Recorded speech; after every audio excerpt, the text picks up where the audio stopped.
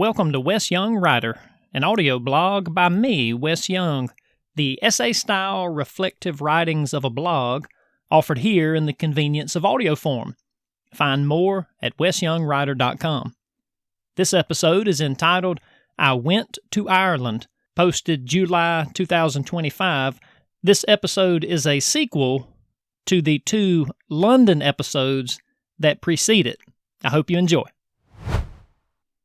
Long I've yearned for Ireland, and today, Tuesday, October 8th, 2024, it was finally set to happen.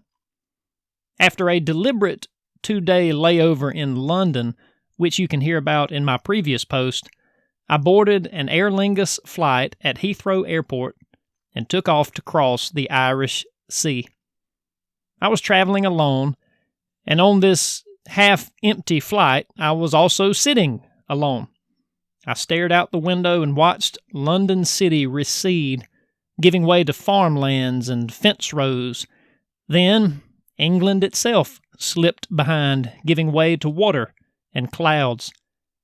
I couldn't hold a thought in my head. Soon, the Emerald Isle, enchanted by my years of dreaming, would show on the horizon. Many times, I'd thought this would never happen until retirement. But now, here it was. The first thing I noticed when I spotted land out my little window was that Ireland is exactly what people say about it. Green. Emerald green. To be so near to England, it would seem likely that the two land masses would look pretty much the same. But Ireland is, in fact, the greener of the two. I was in love. Our jet descended, and the fields grew distinct.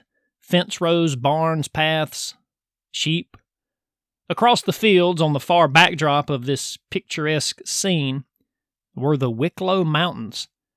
I would be sojourning through them tomorrow on an excursion bus. Those mysterious mountains held this entire pilgrimage's ultimate destination, the Glendalough Monastery. Seeing them even now filled me with a wonderful ache. This, praise God, was finally happening. We landed in Dublin and taxied to our gate. I was anxious to get off, to put my feet on actual Irish ground. As it happened, the stewardess opened the rear door of our plane so that we passengers in the stern could exit down a flight of rolling stairs and walk across the tarmac to the lower level of the airport. This, then, would be my first footfall onto the surface of this new planet. The passengers descending the steps with me were taking regular steps for regular business. They had work to do and meetings to attend. Mine was one giant leap for mankind, and down I went onto the magical surface, the land of the legends, the enchanted island. Even through the asphalt, I felt it. As a traveler, I'd grown exponentially more comfortable with airports by this point. It's amazing how fast that happens. Even so, while entering the gate at the Dublin airport, I kept my eyes and ears alert for signs and directions. At some point along the escalator maze from the gate's lower level to its second story, a fork in the path directed those who were catching a connecting flight to the left and the rest of us to the right, or something like that. I was, of course, not catching a connecting flight, so I tried to follow the herd heading toward the right. After committing to this direction, I kept thinking, I hope I'm going the right way. I was only about 60% sure at best. I emphasize this point as a way to try and excuse my upcoming ridiculous statement, the one that, sadly, has to go down in history as my first spoken words in Ireland. It happened a bit farther down the maze. The herd had somehow thinned at this point, so I was walking more or less alone when an attendant looked at me and said, "America?" That was it. One word, clearly interrogative and easily discerned even through the lady's thick Irish accent. America? Now bear in mind, if I may continue excusing, I was still a little unsure about whether or not I'd accidentally gotten into the line for flight transfers. I think that was what was on my mind when I answered her like an idiot. "No," I said, "Ireland." She laughed, definitely at me rather than with me. "No," she said, "I mean, are you an American?" Probably she was thinking at that point, yes, of course he is. "Oh," I stammered, yes, American. "This way, please." And she pointed me towards the customs line for American travelers. Interestingly, I was the only one for that line, all else on my flight being apparently Europeans. When I made it to the booth, the fellow on the other side of the glass took my passport, and then, for the first time on this trip, asked me questions about my travels. None of this had happened in London. My wife, a seasoned traveler, had prepped me for this sort of thing. "Don't tell them you're on a pilgrimage," she'd said. "No one knows what the heck you're talking about. Just tell them you're sightseeing." "So," the man behind the glass began, "what brings you to Ireland?" Oh, if you only knew me, you could appreciate this moment. If you only knew how I literally rehearse my speech before pulling up to fast food drive-thrus, knew how I have no kidding gotten tangled up at Starbucks when the cashier asked simply, "What is the name for this order?" If you only knew. I'm backpacking, tourist, hiking." 3.5 different answers I gave this man in the span of 2 seconds. Yeah, with a response like that, you're pretty much guaranteed more questions. "So what are you here to see?" he asked. "The Wicklow Mountains," I said, finally finding my footing. "The Glendalough Monastery." "Oh, lovely," he said. "I'll just put sightseeing." You know you've messed up when the customs agent has to give you your answer. Anyway, he typed this into the computer, possibly flagging me on a watch list of some kind while he was at it, and then he stamped my passport. In all seriousness, this stamp is one that I'll cherish forever. My first entry into Ireland. "I hope you enjoy," he said, handing me back my passport. "Thank you," I said. "I will." Customs was my final threshold. No baggage claim on this leg of the trip. When I'd left London, I'd been able to leave my big suitcase at the hotel. So I only brought my carry-on backpack to Ireland. At present, my goal was to figure out how to get from the Dublin airport to the city centre on the banks of the River Liffey. Unlike in London, there is no train or underground to the city, so the options are taxi, rideshare, or bus. There is also, I now see, the somewhat ridiculous option of walking. I mention it because I'd seriously considered this one. I was a backpacking pilgrim after all, and walking in Ireland is the number one thing I wanted to be doing anyway. Plus, I'd read posts online about people who had done it. The distance is roughly 6 miles, 10 kilometers, and the estimated walk time is about 3 hours. While hiking through Ireland is, generally speaking, a great idea and a perfect activity, the location of the hike makes a big difference.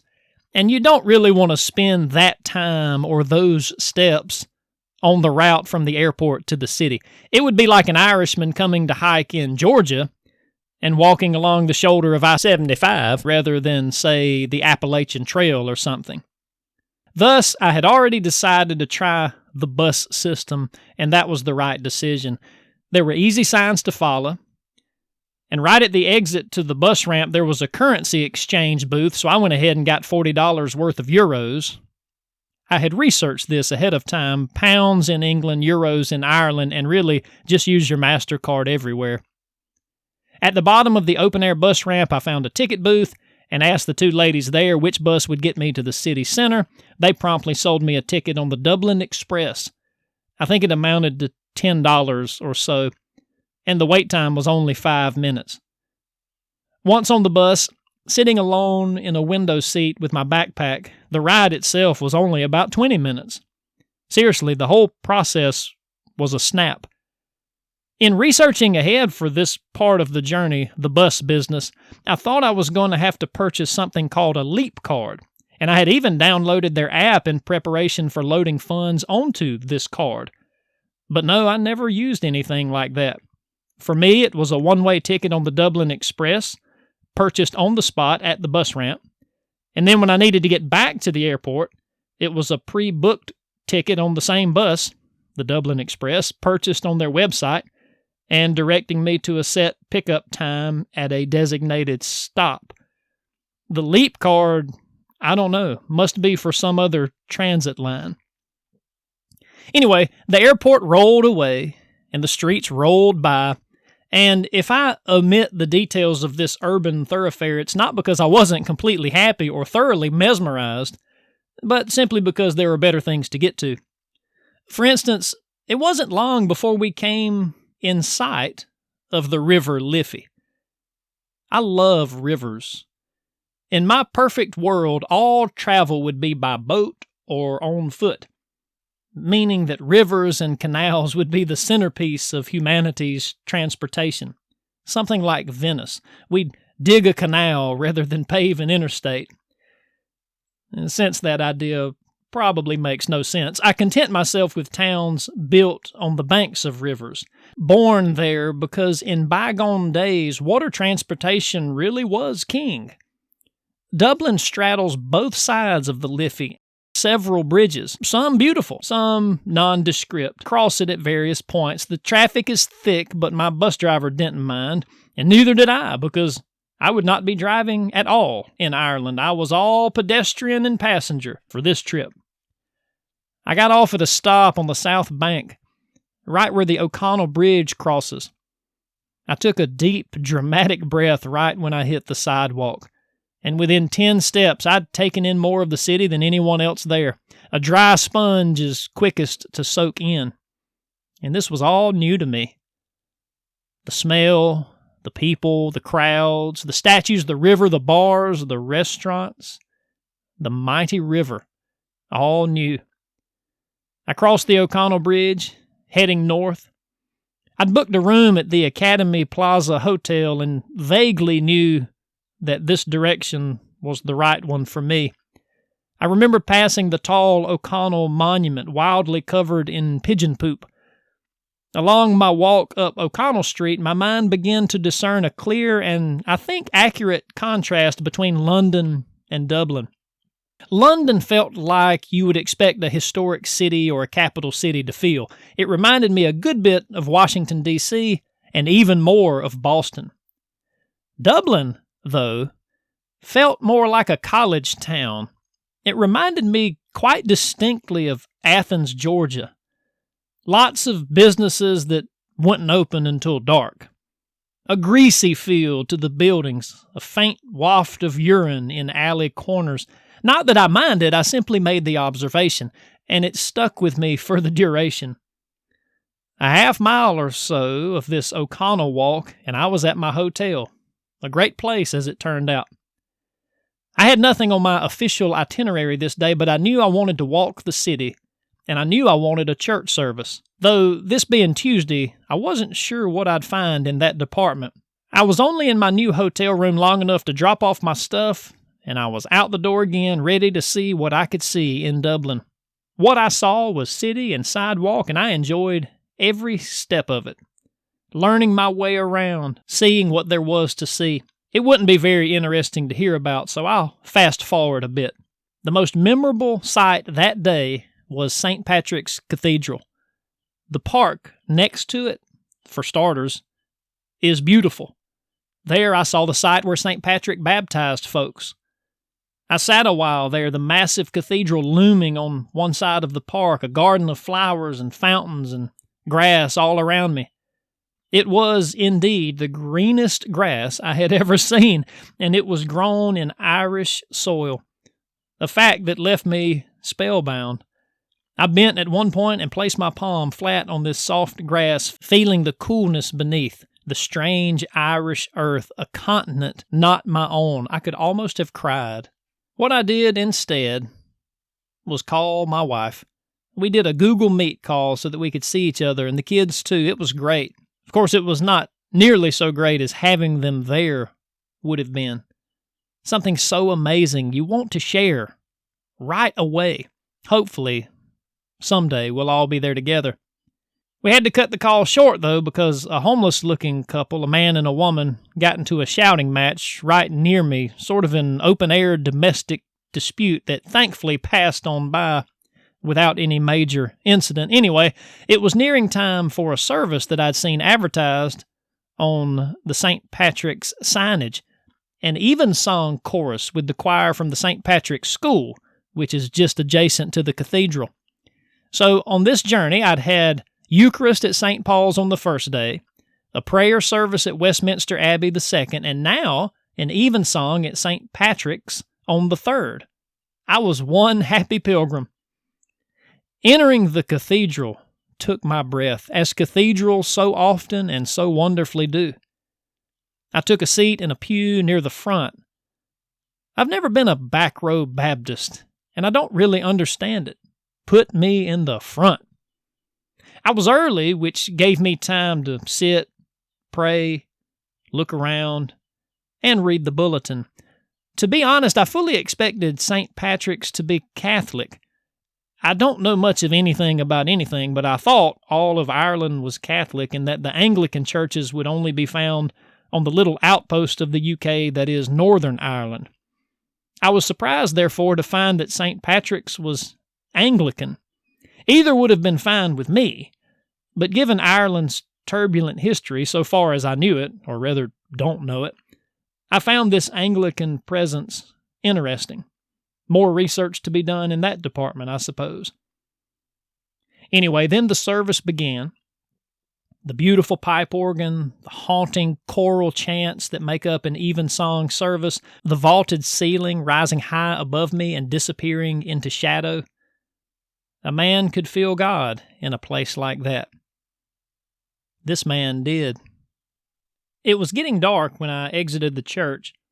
I was a good way from my hotel and figured between here and there I would pass a place that looked suitable for supper. Like any American tourist, I wanted very much to eat in an Irish pub. Let me here pause and outline the American image of what this will be like. You walk in. Folks are sitting around various tables or at the bar. Everyone turns to look at you. One, seeing at a glance that you're an ancestor of an immigrant from the Isle, calls you over and asks your lineage. They treat you to a round, to supper, to a game of darts or whatever, and all night you sit and hear tales from the old country or music from the Ilian pipes.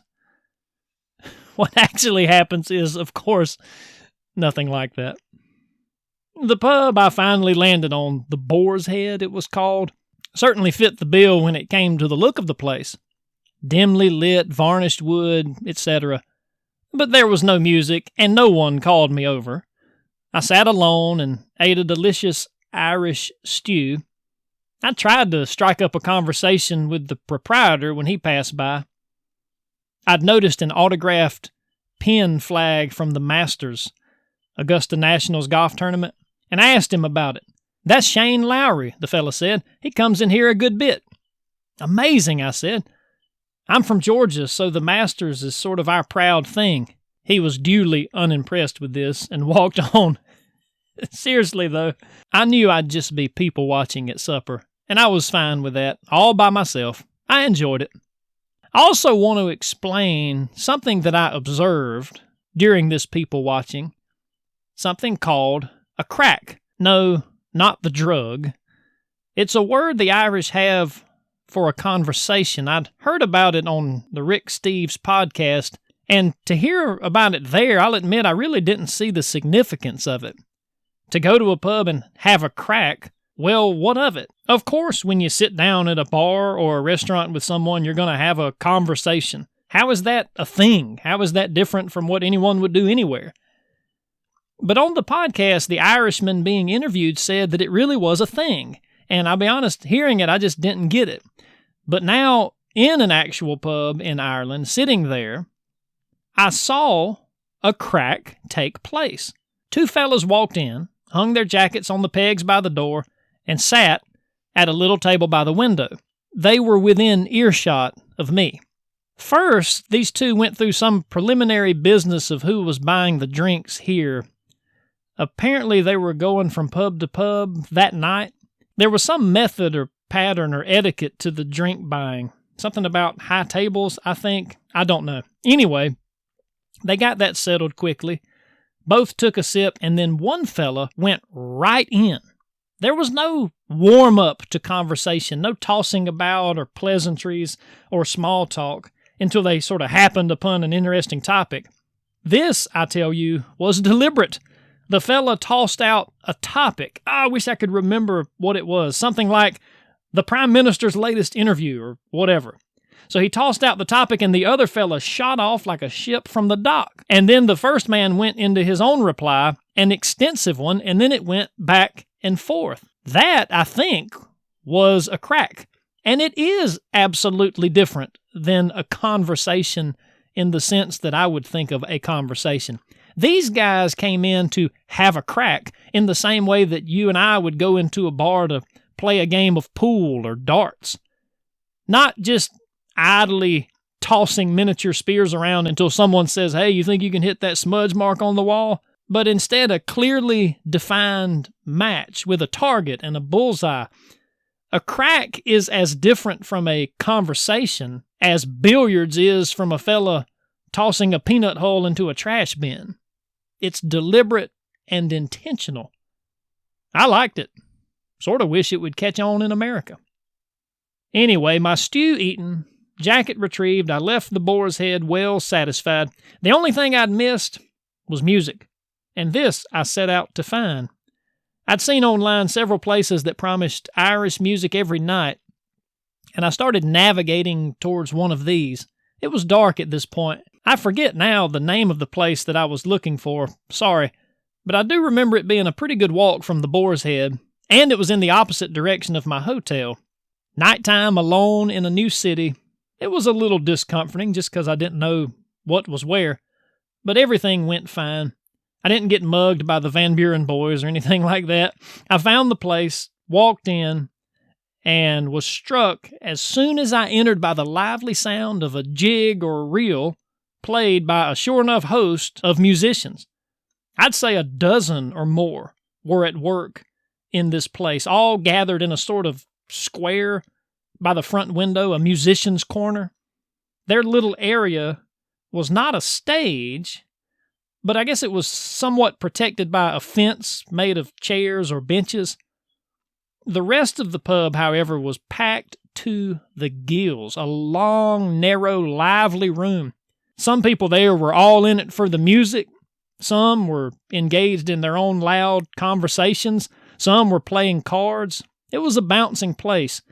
Me, I just found a little sliver of real estate right by the musicians and camped out there to listen. They were good. And the way they went about it was fun, too. One fellow would jump into a song, and any of the rest who knew it would follow right behind him, catching up and keeping up.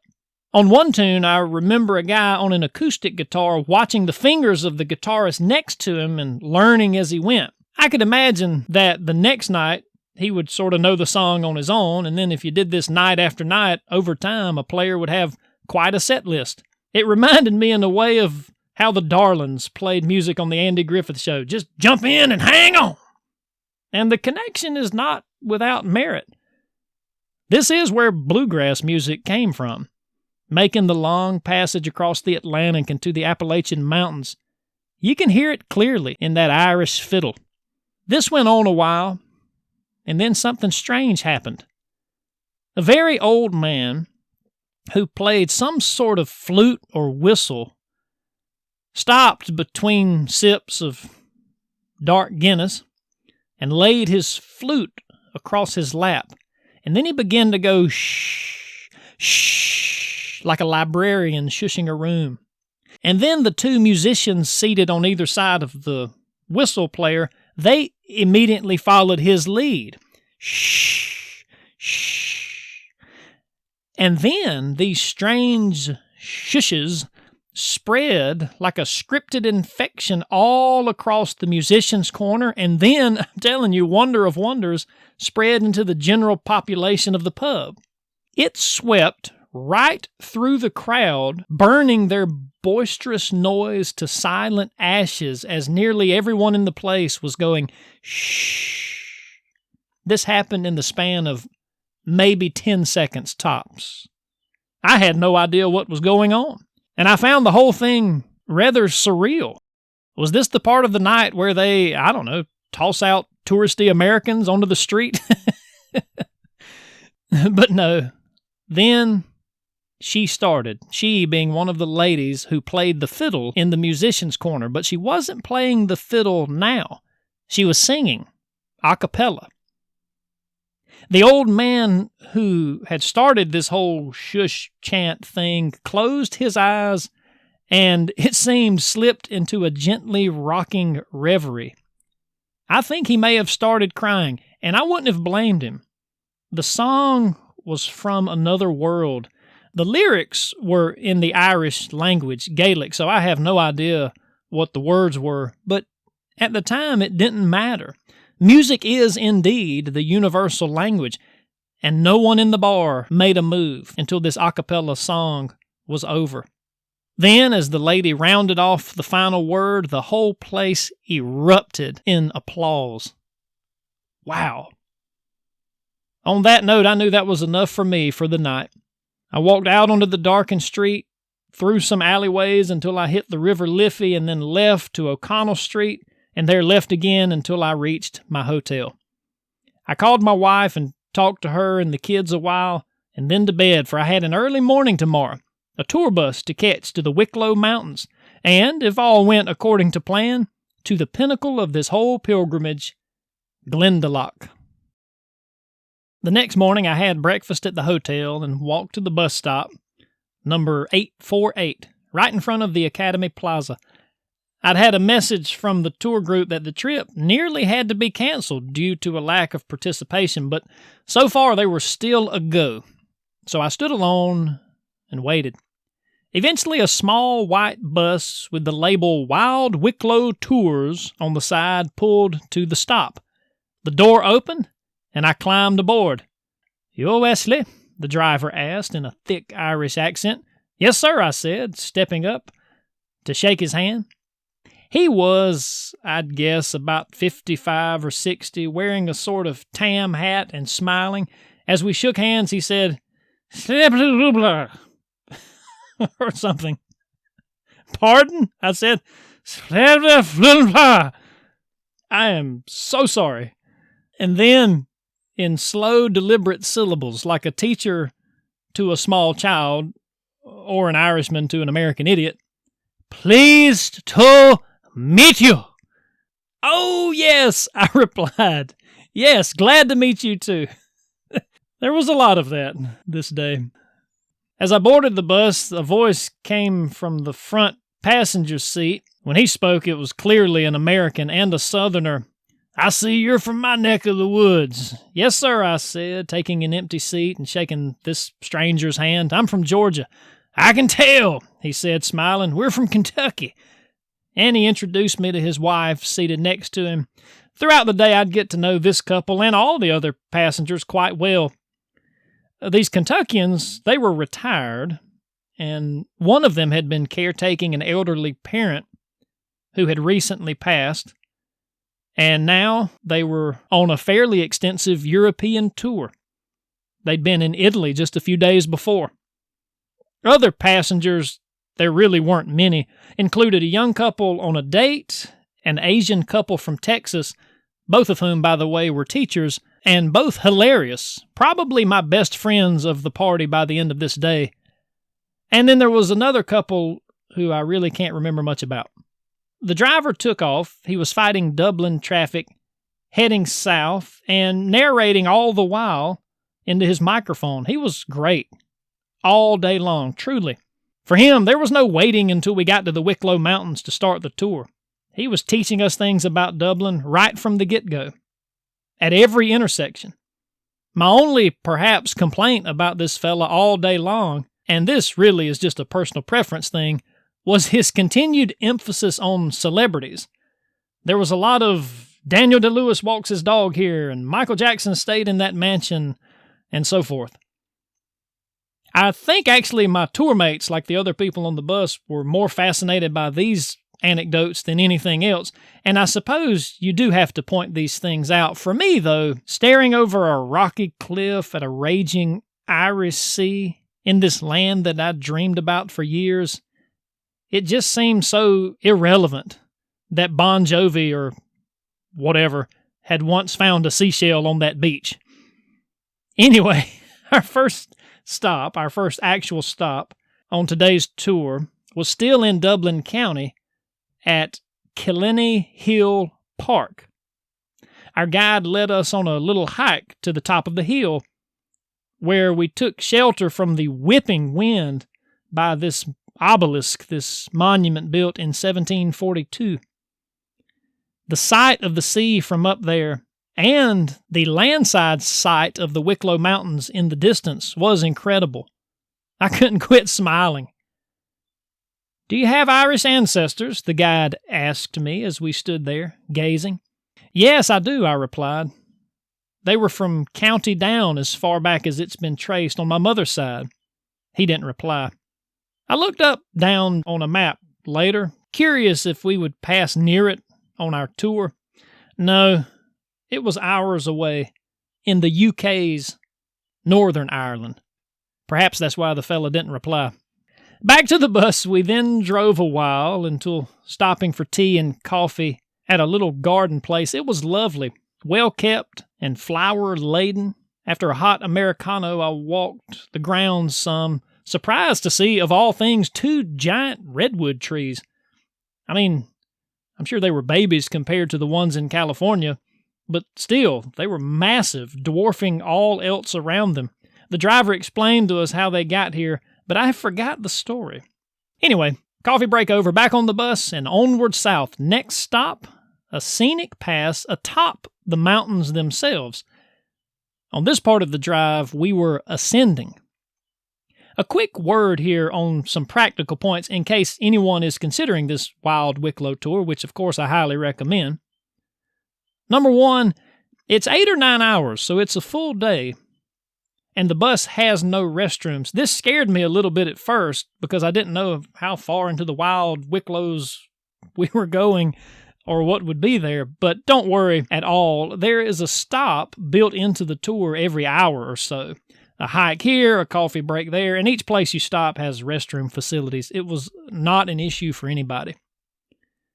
Number 2, this particular Glendalough tour is actually a tour of several places, culminating at Glendalough.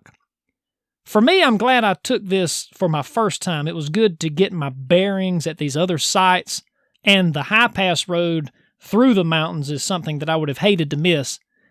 I will say that for my second tour, I will simply find a direct bus to Glendalough so that I can spend the whole day just there.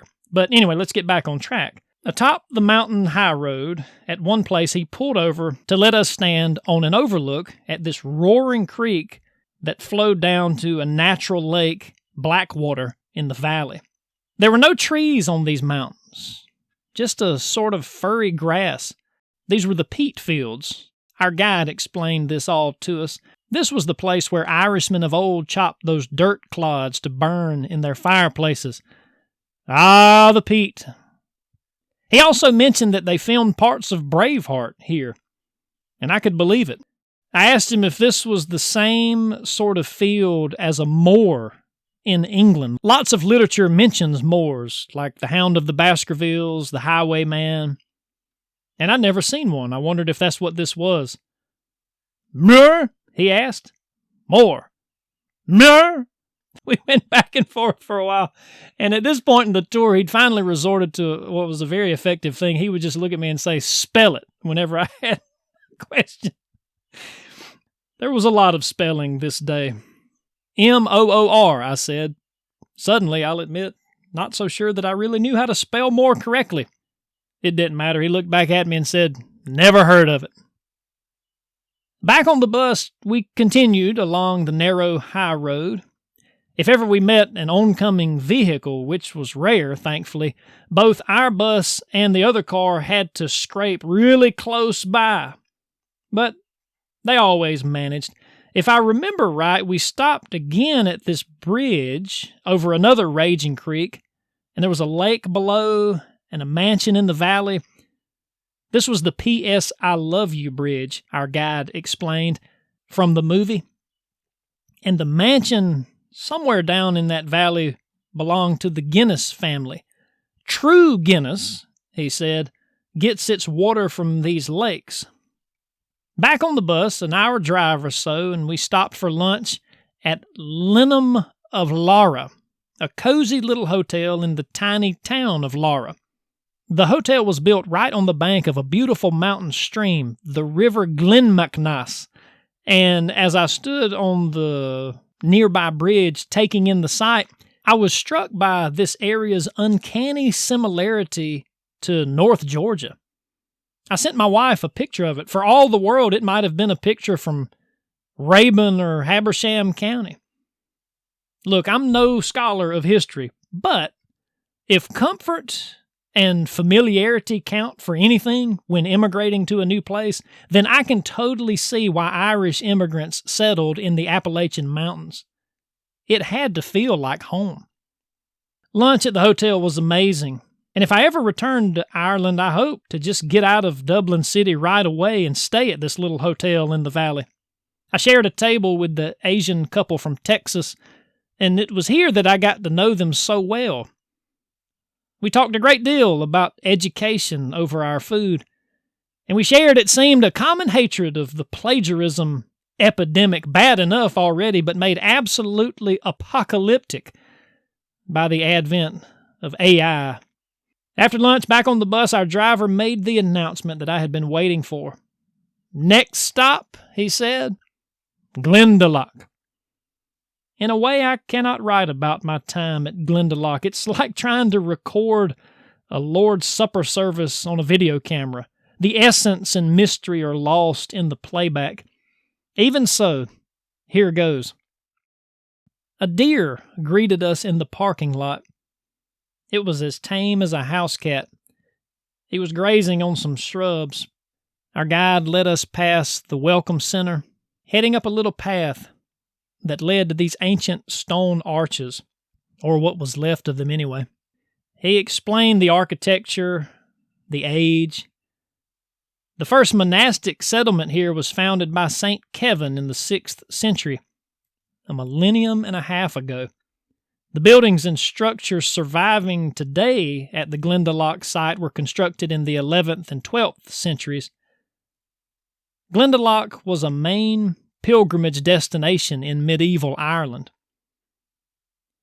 I talked with a friend of mine a week or so later about this trip, and one of the things he remembered most from his visit to Glendalough was these arches, how the scaffolding would have supported them until the keystone was put into place, and then all the supports removed.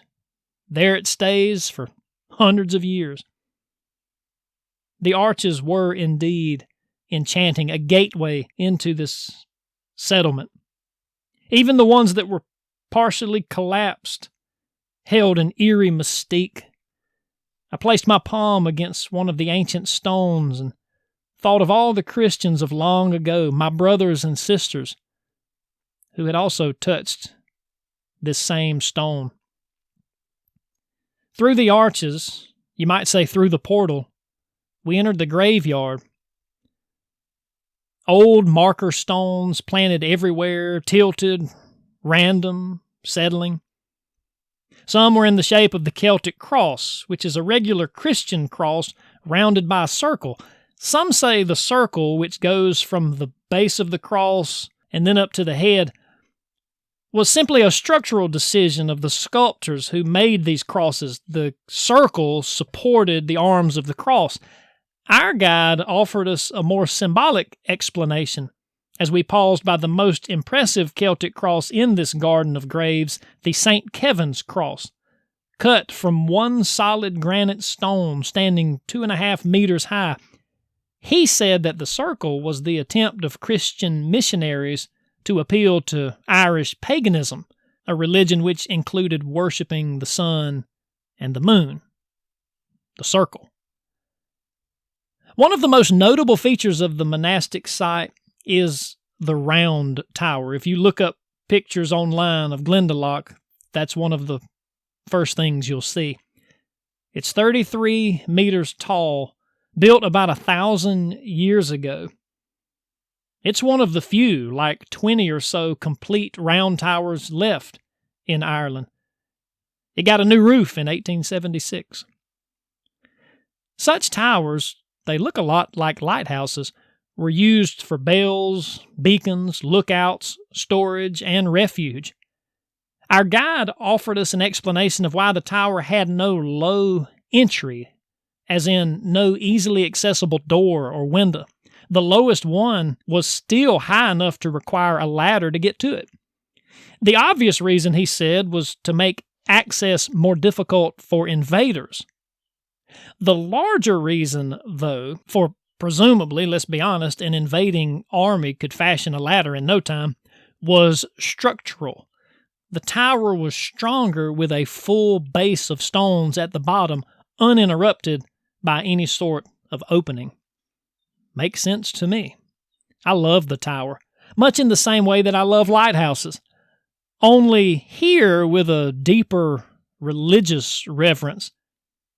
And also, since these towers were used for protecting valuable manuscripts during invasion and the like, I marveled with a writer's appreciation for how fiercely one would defend valuable manuscripts, especially ones not backed up on a flash drive. In all seriousness, the world, as I understand it, owes a great debt to the Irish people for protecting manuscripts during the Middle Ages. From the tower, we meandered toward the roofless ruins of what is called simply the cathedral. Over the last few days, I had worshipped at St. Paul's, Westminster, and St. Patrick's, all incredible. But this one was nothing like those. Of course, it was much smaller, and it was in ruins, and it was my favorite. What that says about me, I don't know, but if I were dying and I had the choice to expire my time on earth praying in a cathedral of my choice, I would choose this one over all the rest. The tour pressed on, but I just kept falling behind. I traveled thousands of miles for this place, the pinnacle of my pilgrimage, and I wasn't going to rush. In fact, it seemed all too soon that our guide walked us past St. Kevin's Kitchen, which was actually a little church, one with the coolest bell tower that could easily be mistaken for a chimney, hence why it's called Kevin's Kitchen. And the guide was explaining to us how we needed to walk the trail to the far lake where he would drive around and pick us up in the bus. The tour group took off, always ready for the next thing, as tour groups are. I think our guide, though, could sense how moved I was by this place. He seemed to appreciate that. I mean, think about it. Guiding foreigners daily on these tours to one of your country's proudest places and hearing them say as if it were a good sandwich, that's nice. For me, I was nearly speechless. I was in awe. I told him so, and we shook hands there like old friends. When he walked off toward the bus, I walked back to Kevin's church, Kevin's Kitchen, and knelt and prayed there with the great cloud of witnesses, there before Almighty God. I don't want to give the impression in all this that I felt, in the sense of like an emotional high, that I felt much of anything. But faith was overcoming, as it so often does, this lack of emotion. God is real, prayer is right, and the emotions can show up if they want to. Even so, I still believe. After prayer, I took the quiet walk, as our guide had directed, through the woods, ending at the second lake. I picked a lonely spot on the gravelly shore and just sat and stared. It was almost time to go, and I dwelt on how perfect was this whole visit.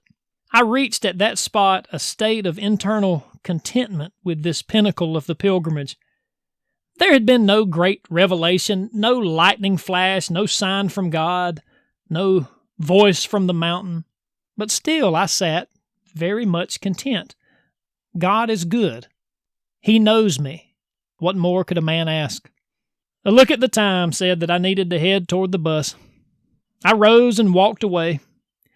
Just as the gravel changed to grass, I paused a moment and turned back for one last look. My eyes reached beyond the lake to that strange valley between the mountains on the far side. The hit came then, unexpected, unsummoned. Looking at that lonely valley, thousands of miles from anywhere I'd ever been, I was struck by the sense that I was not visiting this place for the first time, but that I was revisiting a place that I had been before. This was not an inaugural, but a return visit to this place. What a word that is. Place. A return to this vision of this valley. It was déjà vu, nostalgia, a sense of home, a sense of reality and firmness and meaning, all rolled into one impossible jolt. It was quite a moment. One of the distinguishing aspects of my beliefs is that I believe God is actually a personality, not merely a force or an energy or some anthropomorphized metaphor of such things, but a mind, even, if you will, a man, who we can talk to, who can hear us and consider, and who can talk back. In such reassuring moments as that jolt I felt looking at the valley, I'm affirmed in my belief. This being, this God, would not let me be so led astray. Seek, and ye shall find. Back on the bus, our guide offered a shot of Jameson whiskey to anyone who wanted it. It was totally optional, of course, but that's the way the Wild Wicklow tour caps everything off. Such an Irish way to round off a tour. Then, we were on the road back to Dublin. There's no need to tell the rest of my journey. I did visit Trinity College's library and the Book of Kells, and it was great, but beyond that, the whole thing's all buses and airports and plane rides. I gave my unused euros to a beggar on the Halfpenny Bridge and left Dublin behind, sad to leave, but happy to be heading home. I missed my wife so much. I missed my daughters. One day, each of us will take the pilgrimage from which there is no return. In a sense, our time on earth is that very pilgrimage. But for now, at least, this little pilgrim was going back to camp. The end.